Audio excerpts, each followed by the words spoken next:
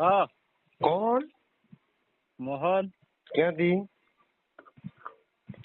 મેઘરજ તાલુકા. વિમલભાઈ વાત કરું, ગૌરવ સ્પેશિયલ તલોદ. હા હા. કેમ છો? બસ મજા. શું ડોલ કેટલા પર્સન્ટ આપી? એક જ નહીં.